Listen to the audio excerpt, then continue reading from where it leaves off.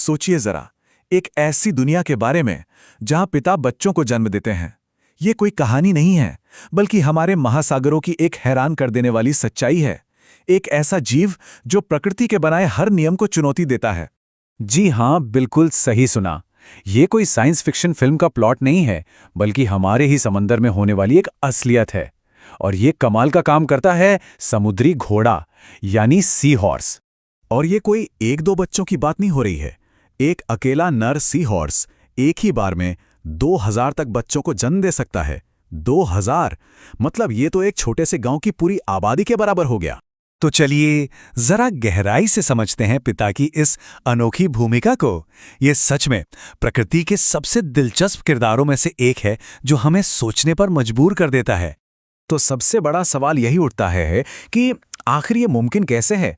मतलब एक नर बच्चे को जन्म कैसे दे सकता है? इसका जवाब छिपा है सी हॉर्स की बहुत ही खास शारीरिक बनावट में। इसका सारा राज है नर सी हॉर्स की ब्रूड पाउच में।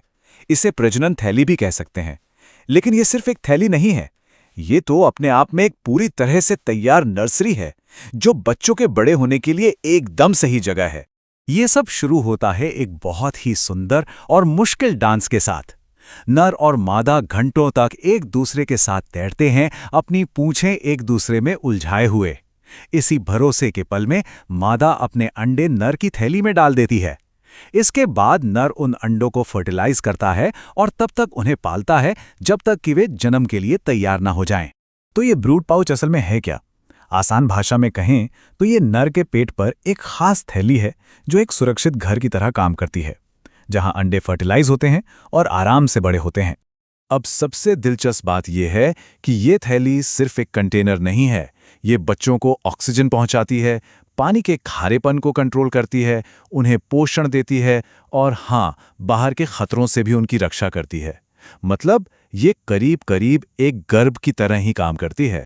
अच्छा, हमने ये तो समझ लिया कि ये कैसे होता है, लेकिन अब सवाल ये है कि विकास ने ऐसी अनोखी रणनीति अपनाई ही क्यों? इसका कोई ना कोई बड़ा फायदा तो जरूर होगा। तो क्या है इस अजीब सी लगने वाली रणनीति का विकासवादी लाभ? क्योंकि प्रकृति में हर चीज के होने का कोई ना कोई कारण तो होता ही है। देखिए, आमतौर पर मादा गर्भधारण करती है और फिर उसे ठीक होने में समय लगता है, लेकिन सी हॉर्स की रणनीति में नर गर्भधारण करता है। इसका फायदा यह है कि मादा पूरी तरह से आजाद होती है और वो तुरंत नए अंडे बनाना शुरू कर सकती है।